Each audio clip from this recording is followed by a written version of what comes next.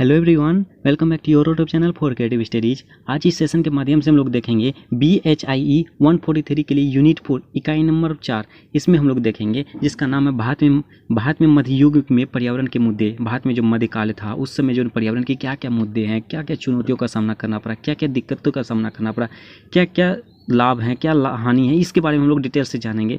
Okay, इससे पहले guys BHIE 143 के जो यूनिट 1, 2, 3 तक कंप्लीट कर चुके हैं। जो भी अभी तक यूनिट 1, 2, 3 कंप्लीट नहीं किए हैं उस जरूर से जरूर कंप्लीट कर लीजिए। उसका लिंक जो है ना, इसका एक प्लेलिस्ट बना दिया गया जिसका नाम है BHIE 143, जिसका लिंक जो है डिस्क्रिप्शन बॉक्स में मिल जाएगा और कमेंट बॉक्स में पिन किया हुआ सबसे ऊपर मिल जाएगा। आप उस लिंक से जाके सारे के सारे क्लासेस कर सकते हैं BHIE 143 के। चलिए हम लोग आज यूनिट 4 को देखेंगे। इसमें से कुछ ऐसे चुनिंदे टॉपिक्स हैं जो बहुत ही ज़्यादा इंपॉर्टेंट हैं। इसमें देखिए आपका फर्स्ट यूनिट में फर्स्ट जो टॉपिक आ जाएगा प्राकृतिक आपदाएं। ये इंपॉर्टेंट है, इससे रिलेटेड हो सकता है अभी आपके एग्जाम में देखने को मिल सकती है इससे क्वेश्चंस, तो इसको देखेंगे। उसके बाद नेक्स्ट है आप वनस्पति और जीव, ये दोनों को हम लोग डिस्कस करेंगे आज इस सेशन के माध्यम से। चलिए सबसे पहले हम लोग देखते हैं प्राकृतिक आपदाएं में सूखा, बाढ़, ये सब के बारे में क्या हैं। मध्यकाल में, भारत के जो मध्यकाल के समय में जो ना ये प्राकृतिक आपदाएं क्या क्या दिक्कतें दी थी, इसके बारे में हम लोग डिटेल से जानेंगे। ओके गाइज, चलिए यहाँ से आप देख सकते हैं जैसे कि प्राकृतिक आपदाएं पर हम लोग आ चुके हैं। इसमें देखिए प्राकृतिक आपदाएं क्या क्या होती है, जैसे आके भूकंप, बाढ़, सूखे, ये सभी प्राकृतिक आपदाएं हैं। सुनामी आ जाएगा, ये सभी चीज़ें जो है प्राकृतिक आपदाएं हैं। इसी के बारे में कहा जा रहा है कि भूकंप, बाढ़ और सूखे जैसे प्राकृतिक आपदाओं ने आबादी पर दीर्घकालीन पर्यावरण, आर्थिक और स्वास्थ्य संबंधी प्रभाव डाला है। यानी चाहे भूकंप आए, बाढ़ आए, सुनामी आए, सूखे आए, इस तरह से जो प्राकृतिक आपदाएं जब भी आती है तो इस तरह से जनसंख्या में भी, आबादी में भी बहुत ही ज़्यादा प्रभाव पड़ता है। उसके बाद इससे जो पर्यावरण दृष्टिकोण में भी काफ़ी ज़्यादा दिक्कतें आती है, आर्थिक स्थिति डगमाती है और स्वास्थ्य में भी काफ़ी ज़्यादा प्रभाव पड़ती है। जैसे कि आपके चलो भूकंप आती है, भूकंप आने से क्या होता है कि पर्यावरण क्षेत्र में बहुत ज़्यादा दिक्कत होती है। भूकंप आने के बाद जो ना, जब भूकंप आती है तो पेड़ पौधे बहुत सारे गिर जाते हैं। उसके बाद बाढ़ आ जाती है, तो बाढ़ आने के कारण से जो ना बहुत सारे आर्थिक व्यवस्था जो ना दिक्कत हो जाती है। कहीं किसी का घर दब गया, बह गया, तो किसी का खेती कृषि वगैरह सब बह गया, तो इससे आर्थिक स्थिति भी बहुत ख़राब होती है। अगर सूखे आए, बाढ़ आए, भूकंप आए, ये सब आती है तो स्वास्थ्य में भी दिक्कत आती है। जैसे मान के चलो अधिकतर बाढ़ आ गई, बाढ़ आने के बाद जल जमा हो गया, जल जमा होने के कारण जो है बहुत सारे वहाँ पे कीटाणु, कीटनाशक वगैरह सब चीज़ें उत्पन्न होने लगी, जिससे स्वास्थ्य में भी काफ़ी ज़्यादा इफेक्ट पड़ेगा। तो ये सब प्राकृतिक आपदाएं जो कि बहुत ही ज़्यादा, इससे जो ना मानव जाति हो, पर्यावरण हो, यानी कि जिससे भी बहुत सारी चीज़ों का इससे दिक्कतों का सामना करना पड़ता है। ओके, आगे कहा जाता है इसके साथ ही खराब मौसम की स्थिति जैसे भारी वर्षा, बर्फबारी और नदी के मार्ग में परिवर्तन आदि मानव जीवन को, विकास को बाधित करते थे। इसके अलावा जो है इसके साथ साथ जैसे भूकंप, बाढ़ और सूखे के साथ साथ जो है यहाँ के मौसम की स्थिति में चेंजिंग है, जैसे कि भारी वर्षा होने रही, उसके बाद बर्फबारी भी हो गया, नदी के मार्ग में परिवर्तन हो गया, इससे जो है काफ़ी ज़्यादा बाधित होती थी। और कई बार इन आपदाओं ने लोगों की प्रकृति का सम्मान करने और उपलब्ध प्राकृतिक संसाधनों का विवेकपूर्ण उपयोग करने की आवश्यकता का एहसास करने के लिए मजबूर किया। इससे जो है कई लोगों को जो ना इस आपदाओं के कारण से लोगों की जो ना ये प्रकृति का सम्मान करने के लिए जो है पर्यावरण क्षेत्रों का, पेड़ पौधों का सम्मान करने के लिए उपलब्ध जो भी प्राकृतिक संसाधन हैं उनके उपयोग करने की आवश्यकता का एहसास हम लोग मजबूर कर दिया गया कि इस पर जो हम लोग पेड़ पौधे पर ज़्यादा से ज़्यादा फोकस करेंगे, जिसके बारे में आगे दिया गया है। ठीक है ना। इस अब देखिए हम लोग यहाँ देखिए सूखा और बाढ़, ये जो प्राकृतिक आपदाओं में एक महत्वपूर्ण विशेष कारण है सूखा और बाढ़। इसमें हम लोग देखते हैं इसमें कैसे हुआ था भारत के मध्यकालीन युग में, उस समय सूखा और बाढ़ से क्या क्या दिक्कतों का सामना करना पड़ा। देखिए इसमें क्या कहा जाता है, मध्यकालीन भारत में वार्षिक वर्षा के लिए मानसून पर निर्भरता और विभिन्न क्षेत्रों में इसके आकाशीय वितरण के कारण बार बार अकाल पड़ते थे। यानी कि मध्यकालीन भारत में होता क्या था, उस समय जो वार्षिक वर्षा होती थी, एक साल वर्षा होती थी फिर रुक जाती थी, मतलब वार्षिक वर्षा पर बहुत दिनों बाद वर्षा होती थी, बाढ़ आ जाता था, बाढ़ आने के बाद जो है वो फिर वर्षा बंद हो जाती थी। वर्षा बंद होने के बाद जो काफ़ी ज़्यादा सुखाड़ आ जाते थे, इसके बारे में जो बहुत ही ज़्यादा मतलब अकाल पड़ गया था। ऐसी स्थिति में जब अपर्याप्त वर्षा या 2 से अधिक मौसम के लिए कोई वर्षा नहीं होती थी, यानी कि जो वहाँ का मौसम बदलाव के कारण कभी वर्षा होती थी और पर्याप्त वर्षा, इतना वर्षा कि पानी से बह जाता, उसके बाद फिर मौसम के लिए फिर वर्षा बंद हो जाती थी। इस तरह से उस समय की वातावरण था और इसके परिणाम से सूखा और जलमाल का भारी नुकसान हो गया था। इससे जो ना सूखा के कारण जलमाल का काफ़ी ज़्यादा नुकसान हो गया था। बारिश की कमी और निरंतर सूखा अकाल के प्राथमिक कारणों में से थे। बारिश जो ना होता था 1 साल बाद फिर होता था, इससे जो ना काफ़ी ज़्यादा वर्षा के लिए, पानी के लिए तरस जाते थे मध्यकालीन भारत के लोग। तो इससे जो ना काफ़ी ज़्यादा वहाँ का जो ना एक महत्वपूर्ण विशेष कारण भी बना दिया था, प्राथमिक कारण बना दिया था कि वहाँ पर सूखा के अकाल के कारण को, ठीक है। उसके बाद कहता है प्राथमिक मध्यकालीन काल में पल्लव शासकों को कुड्डुवेडी यानी कि जंगलों को साफ करने का कहा गया, यानी कि एक प्राथमिक मध्यकालीन के समय में जो ना पल्लव राजवंश का एक शासक हुआ करता था, जैसे मुगल वंश हो गया, तुगलक वंश हो गया, उसी तरह पल्लव शासक थे। पल्लवों ने उनमें से एक शासक जो ना कुट्टुवेदी एक जंगल है उसको साफ करने के लिए आदेश दिया गया। उन्होंने कृषि भूमि के विस्तार और मानव निकास के लिए भूमि के बड़े हिस्से को साफ किया। उन्होंने जो ना ये मानव जाति के लिए कृषि भूमि के लिए जंगलों को साफ करवाया ताकि वो कृषि कर सके, ओके। उसके बाद आगे कहता है राज सिंह शासक के दौरान, यानी कि पल्लव वंश के एक शासक थे राज सिंह, उसके शासन के दौरान कुछ वर्षों तक वर्षा नहीं हुई, जिससे काचीपुरी में अकाल पड़ा, यानी कि कुछ वर्षों तक वहाँ पे वर्षा नहीं हुई थी, जिसके कारण वहाँ काचीपुरी में काफ़ी ज़्यादा अकाल पड़ गया था, सूखा हो गया था। संभवतः वो वनों की कटाई के कारण हुआ था। ये सभी जो ना बाद में समय पता चला कि वन की कटाई के कारण ये सभी हो रहा है। 8वीं शताब्दी में पांड्य राज्य में भी ऐसी स्थिति थी जहाँ 12 साल से बारिश नहीं हुई थी। पांड्य राज्य जो था वो वहाँ भी 12 साल से लगभग बारिश नहीं हुई थी। वो किस लिए नहीं हुई थी? वहाँ की वनों की कटाई के कारण। इससे निपटने के लिए पल्लव शासकों ने राहत के उपाय के रूप में पंचवर वारियम एक अस्थायी समिति के माध्यम से फसल का भंडारण किया। यानी पल्लव राजवंश ने क्या किया, इसकी राहत से बचने के लिए कुछ दिनों के लिए बचने के लिए इन्होंने फसल का भंडारण किया एक समिति के माध्यम से, ओके। मानव तस्करी ऐसी प्राकृतिक आपदाओं का एक और दुर्भाग्यपूर्ण परिणाम था। मानव तस्करी की एक जो प्राकृतिक आपदाएं थी, सुखाड़ और बाढ़ जो है, इसके एक दुर्भाग्यपूर्ण बहुत ही परिणाम थी। और अंग्रेजी व्यापारी विलियम मेथवाल्ड ने उल्लेख किया है कि 1630 के दशक में अकाल के कारण मसूलीपट्टनम में कई गरीब माता पिता अपने बच्चों को बेचने के लिए मजबूर हो गए थे। ये जो है ना मसूलीपट्टनम के बारे में एक अंग्रेजी व्यापारी जिसका नाम था विलियम मेथवाल्ड, उन्होंने बताया कि 1630 ईस्वी के आसपास जो है मसूलीपट्टनम में कई गरीब माता पिता जो है ना अपने बच्चों को भी बेचने के लिए तैयार हो गए थे। वो इसलिए नहीं, वो सिर्फ पैसों के लिए नहीं होते, ठीक है। वो जो चाहते गरीब माता पिता जो है अपने बच्चों को सिर्फ पैसों के लिए नहीं बेचते थे, ताकि वो सोचते थे कि अगर हम इस बच्चे को बेच दे, वो दूसरे जगह पर जाकर वो अच्छी तरीके से जीवन यापन कर सके, वो जीवित तो रह सके, अगर मेरे पास रहेगा तो वो मर जाएगा। इस तरह से वो जो ना उन्होंने अपने बच्चों को भी बेच दिया था 1630 ईस्वी में मसूलीपट्टनम में, ओके। हालांकि ऐसी प्राकृतिक आपदाएं कभी कभी इंसानों को पर्यावरण की रक्षा करने के लिए भी मजबूर कर देती है। इस तरह से जब देखा कि वन की कटाई के कारण हम लोग को वर्षा नहीं हो रही है, तो इसलिए इससे जो ना प्राकृतिक आपदाओं से बचने के लिए जो ना कभी कभी इंसान मनुष्यों को पर्यावरण की रक्षा के लिए भी मजबूर कर देते कि नहीं, हमें पर्यावरण की रक्षा करनी चाहिए, तब जाकर हम लोग मौसम से जूझ पाएंगे, हम लोग संभाल पाएंगे उसकी दिक्कतों, जैसे पर्यावरण, ठीक है। उसके बाद 1485 में मारवाड़ में भीषण सूखा पड़ने के कारण जम्भेश्वरी ने विष्णोई संप्रदाय की स्थापना की। 1485 में मारवाड़ में एक भीषण अकाल हुआ, भीषण सुखाड़ हुआ, तो उसको ये समझ में आने लगी कि नहीं, ये वनों की कटाई के कारण ही ऐसा हो रहा है। तो उन्होंने क्या किया, एक संप्रदाय का स्थापना की, जो संप्रदाय के जो है ना संस्थापक कौन थे, जिम्मेश्वर जी जो थे, वो विष्णोई नामक संस्थान का संप्रदाय का स्थापना की। उन्होंने ध्यान लगाया और पर्यावरण की रक्षा के लिए महत्वपूर्ण महसूस किया। उन्होंने समझ गया कि नहीं, हमें जब तक पर्यावरण की रक्षा नहीं करेंगे तब तक हम लोग इससे सामना नहीं कर पाएंगे।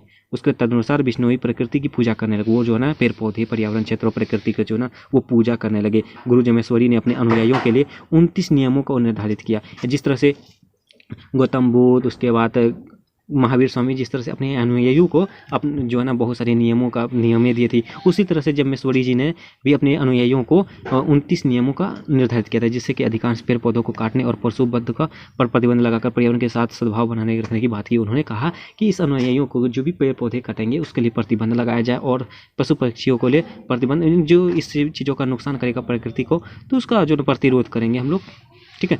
उसने उनके समकालीन ससनाथ जी ने पर्यावरण के संरक्षण पर जोर दिया। उसके साथ जो है ना उसके समकालीन के समय जो ना जसनाथ जी, उन्होंने भी पर्यावरण संरक्षण पर काफ़ी ज़्यादा जोर दिया था। उसके तो बाद में और 1730 ईस्वी में खेजरली में अमृता देवी ने अन्य विष्णोइयों के साथ खेजरी के पेड़ों की कटाई को रोकने का प्रयास में इन पेड़ों को गले लगाकर जो उनके पवित्र थे अपने जीवन को बलिदान दे दिया। जब पेड़ पौधे की कटाई होती थी, 1730 ईस्वी की कहानी है, जब खेजरीली एक जगह के नाम है खेजरीली, वहाँ एक महिला थी अमृता देवी। उन्होंने क्या की थी, वो विष्णोई जी के अनुयायियों के रूप में काम करती थी। वो पेड़ पौधों को बचाया करती थी, प्रतिरोध करती थी। इसके लिए जो खजरी में पेड़ पौधों की कटाई को रोकने का काफ़ी ज़्यादा प्रयास किया, जिसके लिए वो पेड़ से चिपक जाते थे, जिससे जैसे ना होता है ना, एक चिपको आंदोलन था, चिपको आंदोलन, उसी तरह से ये भी चिपक जाते थे और अपने कई कई अनुयायियों ने ना अपना जो है ना अपना बलिदान भी देते हैं, जिसमें से देखिए 363 बिश्नोई के सिर काट दिए गए थे। अपने वन की बचाने के लिए वो अपना भी सिर कटवा दिए थे। ठीक है, आगे कहा जाता है इस तरह की घटनाओं से पारिस्थिति में काफ़ी ज़्यादा बदलाव देखा गया। 1341 में विनाशकारी बाढ़ के कारण पेरियार नदी में कोचीन बंदरगाह बन गया। 1341 में जो विनाशकारी बाढ़ के कारण जो ना काफ़ी ज़्यादा बाढ़ आने की वजह से पेरियार नदी के कोचीन बंदरगाह बन गया था। एक नदी था वो बंदरगाह बन गया था और क्रेगनूर बंदरगाह महत्व कम हो गया था। वो क्रेगनूर एक बंदरगाह था, उसका महत्व कम होने लगा था। बाढ़ ने पोकल्ली चावल को केरल के एकोली जिले के एरिकंगरा और वर्तमान एर्नाकुलम, अल्लाकुपुरा और त्रिशूल जिलों के ज्वारी आर्द्रभूमि तक फैला दिया। ये सब जो ना बंदरगाह इस सभी चीज क्षेत्रों तक फैला दिया। समय बीतने के साथ साथ चावल की यह किस्म स्वयं को जीवित रखने के लिए लगभग 1.5 मीटर तक लंबे उगने लगे और इस तरह खारे मेर क्षेत्र में खुद को अनुकूलित कर लिया। इस प्रकार चावल की किस्म खारे पानी, समुद्री कटाव और अपक्षीय बाढ़ में भी पनपने लगी। इस तरह से जो वो जब देखा वन की बचाव होने के कारण बाढ़ पानी आने लगा, तो इस तरह से वो जो ना चावल की उत्पादन करने लगा, मतलब धान की उत्पादन करने लगा। वो लगभग चावल की जो उत्पादन करते थे वो 1.5 मीटर लंबे उगने लगे थे। ओके, तो इस तरह से वो समझ गए इस प्रकार के चावल जो है वो इस प्रकार के जैसे जैसे चावल हैं 1.5 मीटर वाले, तो वो खारे पानी और समुद्री कटाव का अभी से बाढ़ के से पनपते हैं। ठीक है, उसके बाद आगे कहा जाता है पल्लव काल के दौरान महाबलीपुरम बंदरगाह को 320 से 560 तक और 950 में मिट्टी कटाव के कारण तटीय बाढ़ का सामना करना पड़ा था। पल्लव काल जो है कि जो पल्लव वंश थे ना, जिन्होंने जंगल को साफ करवाया था, उनकी जो ना उसके शासनकाल में 320 से 560 ईस्वी तक और 950 में मिट्टी के कटाव के कारण काफ़ी ज़्यादा बाढ़ का सामना करना पड़ा था। मिट्टी कटने की वजह से पल्लव राजवंश जहाँ तक उसका शासन क्षेत्र था वहाँ पर काफ़ी ज़्यादा बाढ़ हो गई थी। चोल वंश 9वीं से 11वीं सदी के साहित्यिक ग्रंथ और पुरातात्विक उल्लेखनों में कावेरीपट्टनम के विनाश और समुद्री बाढ़ के बीच संबंध दर्शाते हैं। यह चोल वंश के बारे में बताया जाता है। यानी पुरातात्विक स्रोत के माध्यम से ये बताया जाता है कि वो भी बाढ़ से काफ़ी ज़्यादा प्रभावित थे।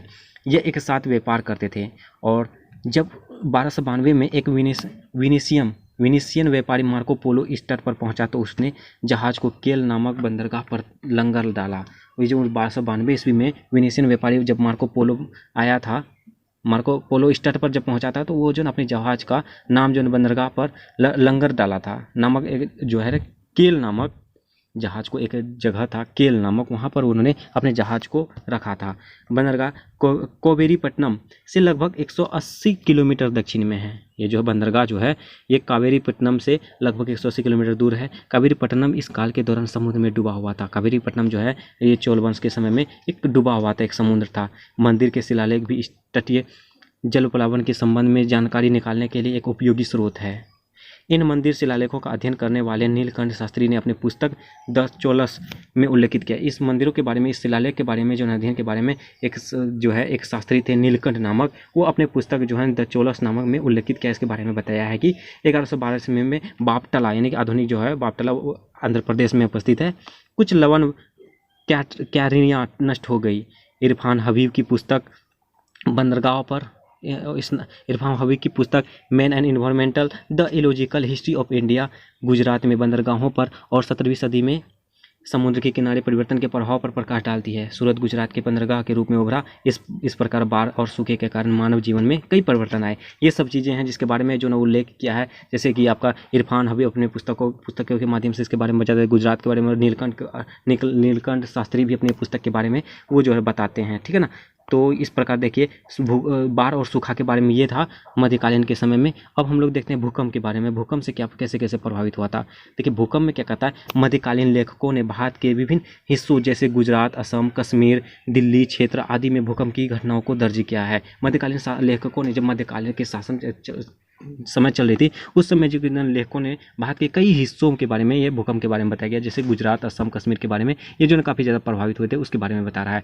भूकंपों के परिणाम स्वरूप आबादी, मानव बस्तियों व शहरों का विनाश तथा नदी प्रवाह व्यवस्था में परिवर्तन देखने को मिलते हैं। भूकंप जब आया था वो जो काफ़ी ज़्यादा आबादी एक जगह से दूसरी जगह चले गए, उसके बाद मानव बस्तियाँ तहस नहस हो गए थे, शहरों का विनाश होने लगा था, नदी का प्रवाह बदलने लगी थी। ये सभी देखने को मिला था जब भूकंप आया था। उसके बाद बाबर के समय में, जैसे 1526 ईस्वी में बाबर जो कि मुगल वंश का संस्थापक थे, बाबर 1526 ईस्वी में उन्होंने मुगल साम्राज्य की स्थापना की थी। ठीक है, वो उन्होंने 1530 ईस्वी तक जो है ना अपने संस्मरण बाबरनामा में 1505 में काबुल में आए भूकंप का उल्लेख किया है। यानी कि बाबरनामा जो थे, बाबर के जीवन यापन पर एक पुस्तक है बाबरनामा, जो जिन्होंने खुद अपने पुस्तक जो है लिखा था 1505 ईस्वी में काबुल में। ठीक है, और आए भूकंप का उल्लेख किया है 1505 ईस्वी में जो बाबरनामा में, इसके बारे में पूरा दिया गया है। और इसकी झटके उत्तर भारत में आगरा, ग्वालियर, मांडू आदि स्थानों पर भी महसूस किए गए थे। इस भूकंप की तीव्रता ऐसी थी कि अधिकांश मध्यकालीन स्रोतों में इस भूकंप का वर्णन मिलता है। इस जैसे कि अभी रिसेंटली कुछ जैसे 2017 या 18 के आसपास जो है, 15 के आसपास जो है बहुत ज़्यादा भूकंप आई थी नेपाल में, बहुत ही ज़्यादा भयानक है। तो उसी के बारे में भी जानते हैं। उसी तरह से जो ना उस समय जो है मुगल वंशों के समय में, बाबर के समय में भूकंप आया था, जो कि बहुत ही ज़्यादा भयानक थी और उसका तीव्रता बहुत ही ज़्यादा हाई लेवल की थी। ओके, यहाँ तक कि वृद्धालाल वर्मा द्वारा लिखित हिंदी उपन्यास मृगनयनी में भी उल्लेख है। हिंदी के एक उपन्यास थे, लेखक थे वृद्धावंश लाल, उन्होंने भी इसके बारे में बताया है। मुगल काल के दौरान इतालवी यात्री निकोलाओ मुचनी अपनी पुस्तक में लिखता है कि 1699 में गुजरात में एक उच्च तीव्रता के भूकंप के कारण वहाँ की नगर जो पानी की आपूर्ति करती थी लगभग सूखी गई थी। ठीक है, ये सब चीज़ें बातें बताया गया अपने पुस्तक के बारे में, बाढ़ के भूकंप के बारे में बताया। ठीक है ना। उसके 1702 ईस्वी में यह क्षेत्र फिर से एक भयंकर भूकंप की लपेट में आया। यानी कि लगातार जो है ना मध्यकालीन भारत कभी सुखाड़ से तो कभी बाढ़ से तो कभी भूकंप से ग्रसित रहता गया। ठीक है ना। तो ये सब चीज़ें हैं। उसके बाद नेक्स्ट आपका रहेगा भारी वर्षा और हिमपात। देखिए इसमें क्या कहता था, भारी वर्षा और हिमपात। इसमें देखिए जैसे कि ये जो है भारी वर्षा आ गया था और हिमपात आ गए थे। किसानों के लिए सबसे महत्वपूर्ण पर्यावरण कारक वर्षा थी। यानी किसानों के लिए सबसे ज़्यादा महत्वपूर्ण पर्यावरण कारक क्या थी, वर्षा थी। अच्छे उत्पादन के लिए इसका समय पर आगमन महत्वपूर्ण है। यानी कि जो खेती कृषि के जो निर्भर हैं, किसान जो है वो कृषि पर ही निर्भर हैं, उसके लिए जो है एक महत्वपूर्ण अवसर कब है, जब वर्षा हो। ठीक है, इसके अच्छा उत्पादन होगा। कैथलीन मॉरिसन ने 16वीं तथा 17वीं शताब्दी के दौरान विजयनगर साम्राज्य के सीमांत क्षेत्रों में मानसून की बारिश के माध्यम से कृषि विस्तार पर प्रकाश डाला है। यानी कि कैथरीन मॉरिसस ने एक विद्वान हैं, इतिहासकार हैं, उन्होंने 16वीं से 17वीं शताब्दी के दौरान जो विजयनगर एक साम्राज्य है उसके सीमांत क्षेत्रों के बारे में बताया है। ओके, हालांकि भारी बारिश न केवल दिन प्रतिदिन की गतिविधियों को रोका करती थी बल्कि एक गंभीर समस्या भी पैदा करती थी। काफ़ी ज़्यादा वर्षा होने के कारण वो दिन गतिविधि को काफ़ी ज़्यादा मतलब कि जो प्रोग्रेस कर रहे थे उसको रोकने के साथ साथ वो काफ़ी ज़्यादा समस्या भी पैदा करती थी। अगर बाढ़ आए तो बहुत ही ज़्यादा दिक्कतों का सामना करना पड़ता है। ओके, मुगल सम्राट जहांगीर 1605 से 1627 ईस्वी तक अपने संस्करण में बताया है तुजलक ए जहांगीरी, यानी कि तुजुक ए जहांगीरी में बताता है कि जब वो बरसात के मौसम में मांडू का दौरा कर रहा था तब उन्हें शाही जुलूस और समस्याओं का सामना करना पड़ा। ये जो है जहांगीर जो थे मुगल सम्राट, वो उन्होंने अपनी पुस्तक जो है तुजुक आई जहांगीरी में बताता है कि बरसात के मौसम जो ना एक मांडू का दौर कर रहे थे, वो मांडू का जा रहे थे, तो उस समय जो ना शाही जुलूस का समस्या का सामना करना पड़ा था और इस तरह से ख़राब मौसम में शिकार करने के लिए नहीं जा सकता था और काफ़ी ज़्यादा बाढ़ आने के लिए मौसम ख़राब होने के कारण वो शिकार के लिए नहीं जा सकता था। मांडू में इस दौरान अत्यधिक बारिश, गरज और बिजली गिरने से 20 निवासियों की मौत हो गई थी और कई घर दह गए। घुड़सवार सेना पर निर्भर रहने वाले मुगलों को बंगाल और असम की आंध्र भूमि की ओर बढ़ते हुए हाथियों की ओर रुख करना पड़ा। तो ये सब चीज़ें हैं। ठीक है ना। बंगाल की विजय के बाद मुगल क्षेत्र में बंगाल का एकीकरण सुचारू नहीं था। बंगाल की राजधानी को वापस गौर में स्थानांतरित कर दिया गया। तो ये सभी मुगल के बारे में बताया जा रहा है, जो एक प्राचीन शहर था जहां गंगा नदी में अपना मार्ग बदल दिया। गंगा नदी ने अपना मार्ग को बदल दिया था और जिससे नदी के पूर्व तेजी से बहने वाली नहरें स्थिर मेर पर बदल गई। ये 1575 में विनाशकारी प्लेग का कारण बना। एक रोग आ गया था 1575 में, वो जो ना एक विनाशकारी रोग था प्लेग, उसके कारण ये आ गई थी, ये बदल गई थी। मुगल अधिकारी, सैनिक और नागरिक मारे गए। इससे जो मुगल अधिकारी भी मारे गए थे, सैनिक भी मारे गए थे और नागरिक भी मारे गए थे। कई लोगों ने इस क्षेत्र को छोड़ दिया। मतलब नदी के मार्ग जो जैसे बदली, गंगा नदी का मार्ग जैसे बदल गई, तो ये एक जो ना काफ़ी ज़्यादा विनाशकारी के रूप में वो कीटनाशकों के वगैरह में ये एक प्लेग रोग का रूप धारण कर लिया, जिससे कि बहुत सारे लोगों का मतलब मारे गए। जिससे कि उसके बाद कई लोग जो ने इस क्षेत्र को भी छोड़ दिया। इसके अलावा लगातार भारी वर्षा कभी कभी नदी के स्तर को बढ़ा देती, जिसके परिणाम स्वरूप बाढ़ आ जाया करती थी। ठीक है, इस तरह से भारी बर्फबारी कई मुश्किलें खड़ा करती थी और बस्क और उत्तराधार में मुगल और सैन्य अभियान कई बार कठोर सर्दियों और भारी बमबारी और बर्फबारी और ओलावृष्टि से बाधित हो गए थे। इस तरह से जो ना काफ़ी ज़्यादा भूकंप आए, बाढ़ आए, तो सब कोई परिभाषित प्रभावित होता है। चाहे आप नदी के मार्ग में परिवर्तन, ज़्यादा से ज़्यादा बाढ़ आ जाएगी तो ओवरलोड हो जाता पानी, तो वो जो अपने आप मार्ग में पानी इधर से उधर जाने के कारण से वो कई क्षेत्रों में, मैदानी क्षेत्रों में भी पानी बसने लगती थी। तो ये सभी चीज़ें हैं, ठीक है ना, मानव के बारे में। तो ये बाढ़ के बारे में हम लोग देख चुके हैं, ठीक है। प्राकृतिक संसाधनों के प्राकृतिक बारे में हम लोग देख चुके हैं, जैसे बाढ़ हो गया, आपका सुनामी हो गया, सुखाड़ हो गया, उसके बाद भूकंप हो गया, उसके बाद एक यहाँ पे अभी जस्ट पढ़े थे भारी वर्षा और हिमपात के बारे में हम लोग देख चुके हैं मध्यकाल में किस तरह से की व्यवस्थाएं थी। अब हम लोग देखेंगे नेक्स्ट टॉपिक आपका आ जाएगा वनस्पति और जीव। वनस्पति और जीव के बारे में हम लोग देखते हैं अब इसमें क्या कहा जाता है। इसमें क्या कहता है, जैसे प्राचीन काल में मानव मुख्य रूप से वनस्पतियों और जीवों के खिलाफ संघर्ष करता है। प्राचीन काल में जो है मानव के मुख्य रूप से जो है मानव जातियों के मुख्य रूप से एक जैसे वनस्पति हो गया, उसके बाद जीवों के लिए काफ़ी ज़्यादा संघर्ष करना पड़ता था। इसके खिलाफ के लिए काफ़ी ज़्यादा हम लोग संघर्ष करते थे, प्राचीन काल के समय के जो लोग हुआ करते थे। एक बार जब इन्हें पालतू बना लिया गया और नियंत्रण में लाया गया, तब मानव प्रयासों को इन्हें गुनाह करने की दिशा में निर्देशित किया गया था। जब ये उसको पालतू बनाया गया था और तो उस समय जो मानव प्रयासों के जितने भी गुनाह होते थे इसको निर्देशित किया, इसके बारे में बताया जा रहा था, ये निर्देश दिया जाता था। ओके, उसके बाद मध्यकालीन युग में जो डिब यूनानी एक यूनानी चिकित्सक थे, उन्होंने बताया, उन्होंने विभिन्न किताबों के माध्यम से इसके बारे में बताया है कि जैसे कि वे देसी पौधों की जानकारी एकत्र करने के लिए बहुत ही उपयोगी है। ये डिब यूनानी जो एक चिकित्सक थे, यूनानी चिकित्सक, उसने एक पुस्तक के बारे में बताया है कि पौधों की जानकारी एकत्र करने के लिए जो बहुत सारी उपयोगी हैं, जैसे कि इन ग्रंथों ने औषधीय पौधों और जड़ी बूटियों के बारे में जानकारी दी है, जिसके बारे में इन ग्रंथों में जो है ना औषधि, दवाई, पेड़ पौधों की जड़ी बूटी, ये सभी चीज़ों के बारे में जो उन्होंने जानकारी दी है, जिससे निम्नलिखित चिकित्सकों का ग्रंथों का उल्लेख है। जैसे कि इस सब ग्रंथों में दिया गया, जैसे कि माजमा एशियाई, ये एक ग्रंथ है, इस जो नहीं है मोहम्मद बिन तुगलक के काल में लिखी गई थी, माजमा एशियाई। उसके बाद राहत अल इंसा और तिब ए फिरोज शाही, ये फिरोज शाह तुगलक के समय में लिखा गया था। उसके बाद मियाँ भुआ की तिब ए सिकंदरी, ये सिकंदर लोधी को समर्पित करता है। उसके बाद सियाए महमूदी, गुजरात के सुल्तान और मोहम्मद शाह प्रथम के पोते मोहम्मद शाह के आदेश पर वामभट्ट द्वारा अंटांग हृदय का अनुपालन करता है। ये सभी जो ग्रंथ है और मुगल साम्राज्य के शासनकाल में ये सभी लिखे गए थे। ओके, और उसके बाद मृग पक्षी शास्त्र पौधों और जानवरों पर एक और महत्वपूर्ण समकालीन स्रोत है। मृग पक्षी शास्त्र की जो है ना, ये पौधों और जानवरों के एक महत्वपूर्ण समकालीन स्रोत है मृग पक्षी शास्त्र। इसके माध्यम से पौधों और जानवरों के बारे में बहुत ही कुछ जानकारी हमें प्राप्त होती है। जिस तरह से ये ग्रंथ हैं, इसके बारे में हम लोग को औषधि के बारे में, वनस्पति के बारे में, पेड़ पौधों की जड़ी बूटियों के बारे में जानकारी प्राप्त होती है, उसी तरह से मृग पक्षी शास्त्र में भी हम लोग को पेड़ पौधों के बारे में, जानवरों के बारे में महत्वपूर्ण स्रोत मिलती है। इसकी रचना जीनापुर के राजा सोददेव शासक के 13वीं शताब्दी में हंसदेव के द्वारा की गई थी। ओके, राजा ने इस अनूठी रचना को लिखने का आदेश इसलिए दिया क्योंकि इस एक बार अपने एक शिकार अभियान से लौटने के बाद उसने शिकार के माध्यम से जानवरों तथा पक्षियों के बारे में जानकारी एकत्र करने की आवश्यकता महसूस की। वो जब इसके बारे में इसलिए जानकारी प्राप्त करने के लिए की, जब वे शिकार करने गए थे वहाँ, तो उसके माध्यम से वो जो जानवर और पक्षियों के बारे में जानकारी एकत्र करने के लिए वो उसको फील आया, महसूस आया।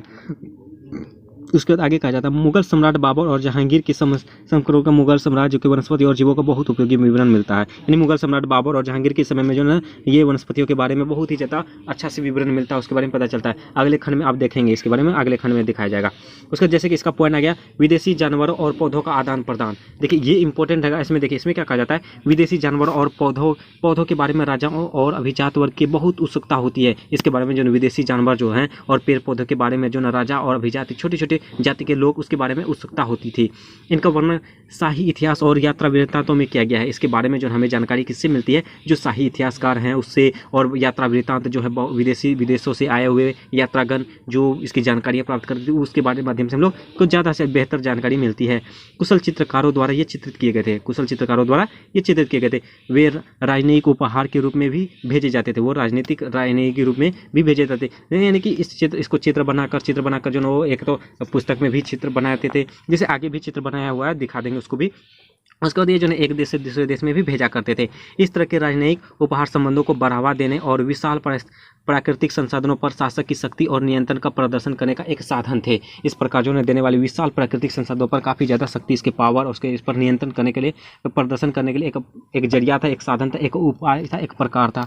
ओके, एक स्रोत था। 16वीं सदी में बने कोणार्क सूर्य मंदिर की दीवार पर अफ्रीका के एक जिराफ का चित्रण है। 16वीं शताब्दी में जो कोणार्क सूर्य मंदिर में जो ना एक जिराफ का चित्र है, जो अफ्रीका में अभी वर्णित है। उसके जहांगीर विदेशी वनस्पतियों तथा जीवों के चित्रों को बनाने का आदेश अक्सर दिया करता था। जहांगीर जो ना वो जो क्या करता था, विदेशी वनस्पतियों के द्वारा जीवों के चित्रों का, जानवरों का, ये सभी चित्रों का जो ना वो आदेश देते थे कि नहीं ये चित्र बनाया जाए।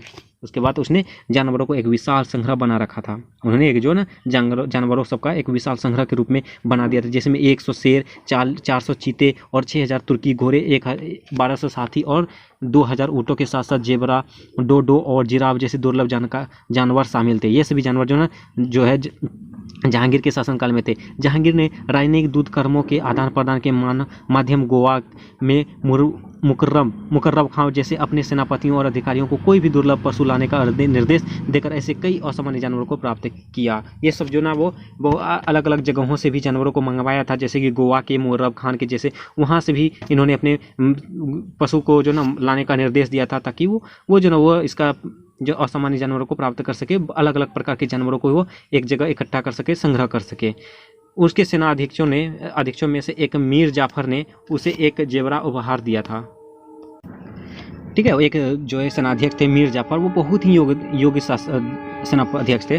उन्होंने जो ना जहांगीर को एक जेवरा उपहार दिया था। और मीर जाफर ने इथियोपिया से भारत आने वाले कुछ तुर्कों से खरीदा था। वो जो इथियोपिया से भारत जो आ रहे थे उसमें से कुछ तुर्कों से खरीदा था। जहांगीर ने बाद में 1621 में सफाविद राजा शाह अब्बास को ये जानवर उपहार में दे दिया था। ये जो उन्होंने भी, जो जहांगीर ने भी सफाविद राजा का एक अब्बास नामक शासक था, उसको ये जानवर जो उपहार दे दिया।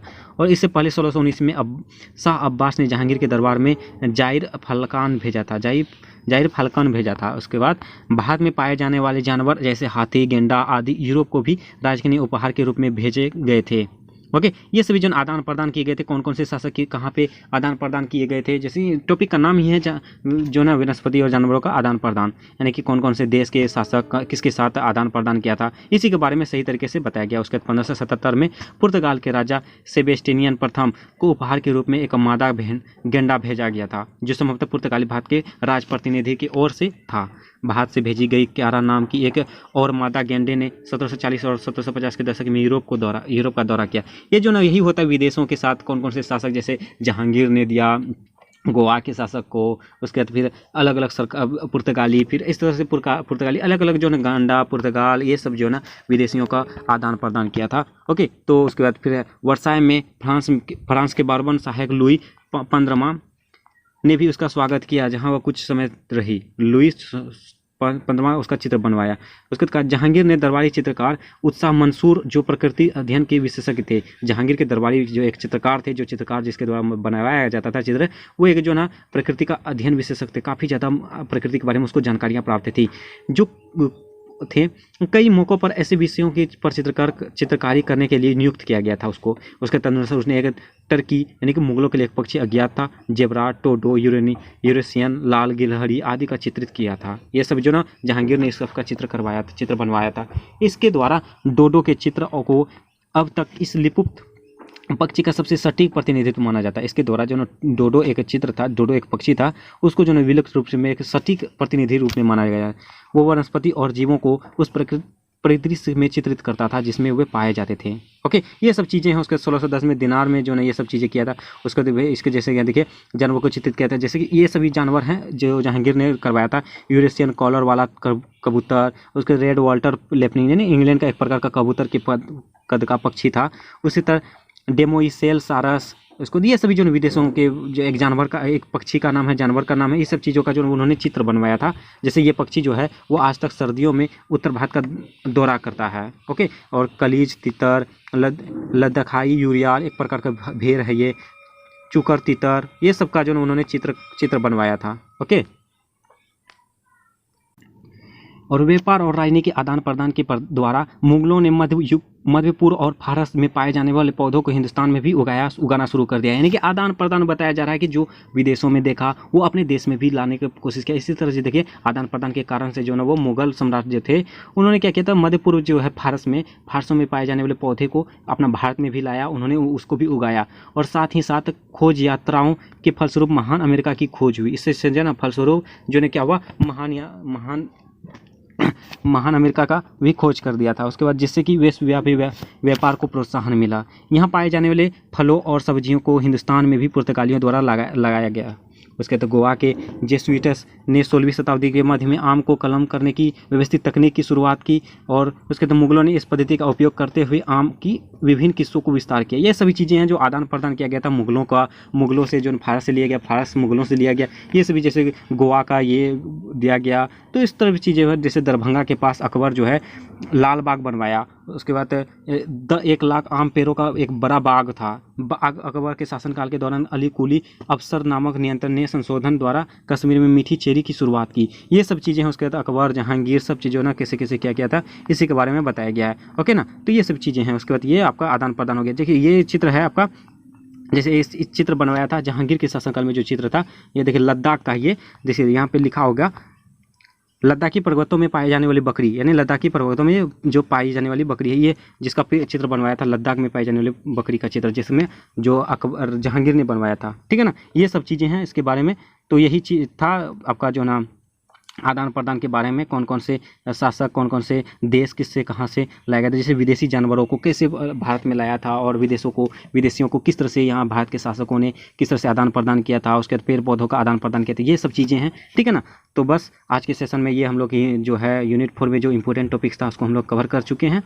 ओके ना, आज के सेशन में बस इतना ही रहने देंगे। ओके, तो देखते हैं यूनिट 4 भी हम लोग कंप्लीट कर लिए, और प्लीज़ एक्सप्लेनेशन कैसा था ज़रूर बताएंगे। इतनी मेहनत करते हैं, प्लीज़ थोड़ा सा सपोर्ट कीजिए, और वीडियो पसंद है तो लाइक कीजिए। अगर चैनल में न्यू है प्लीज़ चैनल को सब्सक्राइब कर दीजिए, और बेल आइकन को जरूर हिट कीजिए ताकि नेक्स्ट यूनिट जैसे भी अपलोड हो आपको नोटिफिकेशन मिल जाए, और अपने दोस्तों को भी शेयर जरूर कीजिए। चलिए मिलते हैं नेक्स्ट सेशन में, तब तक के लिए थैंक यू।